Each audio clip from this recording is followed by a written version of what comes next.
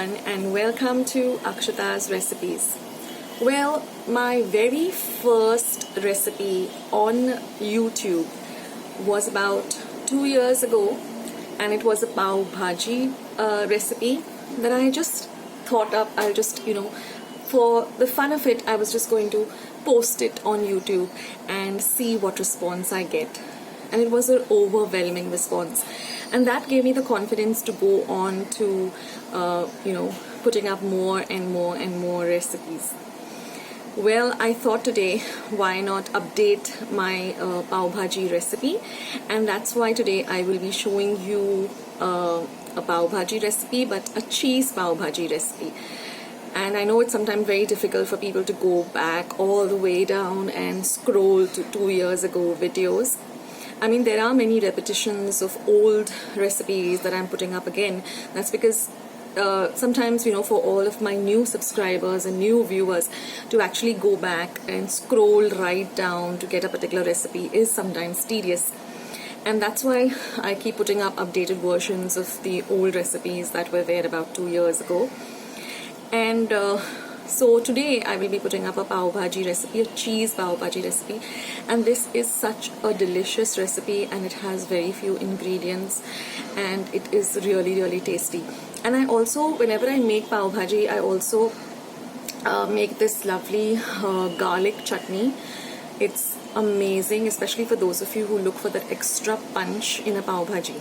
So I will leave the link of that recipe. Please go and check out that recipe. It's super simple, and you're going to love it, and you're going to want to make it all the time with your pav bhaji. In fact, you can make a batch of it, and you can store it in your refrigerator. It has a long shelf life, and whenever you're making pav bhaji, just serve this at the side with some soft delicious pav.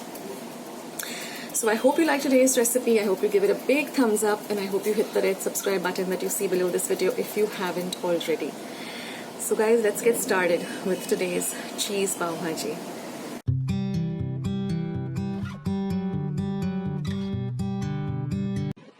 So let's go through the ingredients for this very easy and simple cheese pav bhaji.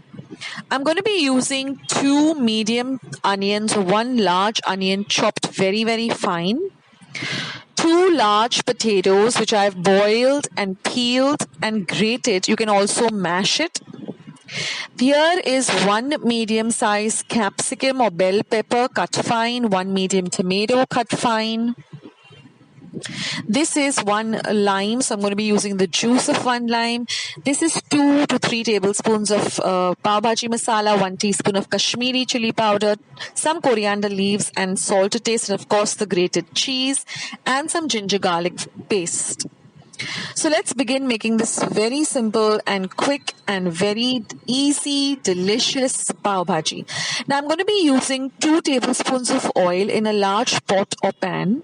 Once our oil is hot, we're going to add our onions, and we're going to give these onions a very good fry. This is very key in any pav bhaji. You want to fry your onions, your ginger garlic and your capsicums really well. So you can keep your flame between medium to high, not a very high flame, but between medium and high, and you're going to keep an eye on your onions, and you're going to fry them very well. Now we're going to add some ginger garlic paste, about 2 teaspoons. I have a recipe for homemade ginger garlic paste which has a very long shelf life. I will leave a link in the description box below. So we're going to fry this really well till all the rawness of the onions and the ginger garlic goes away, and we have a lovely aroma of this lovely fried ginger garlic and onions. So once that is done, we're now going to add in our capsicum or bell pepper. This adds a lovely flavor to this pav bhaji. I use just a few ingredients, but the end result is just amazing. Now we're going to add the tomatoes. Give that also a very good fry. Frying everything, keeping an eye on it, and frying on a medium to high flame is very important to get that perfect pav bhaji. So now we're going to add the pav bhaji masala. You can use any brand and fry it very well. I will be coming up with a recipe for homemade pav bhaji powder masala very soon. Now I'm going to be adding the Kashmiri red chili powder. This adds a lovely color to the pav bhaji. Now if you want to go with a more spicy pav bhaji, then you can add 1 teaspoon of regular red chili powder. Because the pav bhaji masala also has a little bit of spiciness in it, but if you want to go one step ahead, you can add 1 teaspoon of red chili powder. So now once everything is really very well fried, we're going to add about 1 cup of water at room temperature. What this does is just cooks up everything really well and, makes everything just perfect. So add that water and then put your flame on high and let the water start bubbling. Keep stirring it for some time.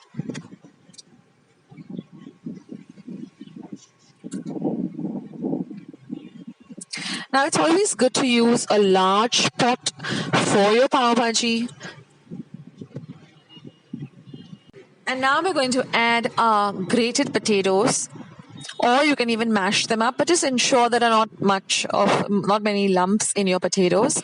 And then just give everything a good mix. We're still keeping our flame a little on the higher side, medium to high.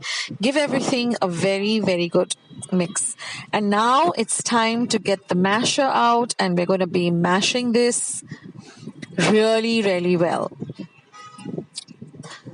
So you get this pav bhaji masher. It's easily available in any general store. So just give this a good mash. We want it to be really nicely pulped down. Okay, now we're going to add some more water. So I'm going to add about 2 cups of water. And we are going to give everything a very good mix. Now, if you feel that you want it even more finer, you can continue mashing it till you get a very, very, very fine consistency. You know how you really like to have your pav bhaji. It shouldn't be mixer kind of ground and pulped, but with the masher. And once that is done, we're going to let it cook for about a minute or 2. And now it's time to add some salt to taste. You can start with 1 teaspoon and just taste it. And if you want some more, then you can add some more too. Now mix all of this very, very well together. And now we're going to just put a lid on it, cover it up, and cook it on a very low flame for about 10 minutes. Because everything has to really come together like this. So now all you have to do is just turn off the flame and add a nice big garnish of some chopped coriander. And then we're going to squeeze some lovely lemon. You can add a dollop of butter to it.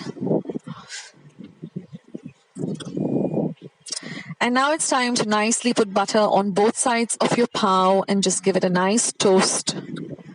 And then just serve up this pav bhaji with this lovely pav with some nice, very finely chopped onions and some grated cheese. And don't forget to include the special chutney, the garlic and chili chutney that red chili chutney that I'm going to be leaving down in the link below. It just goes amazingly well with pav bhaji.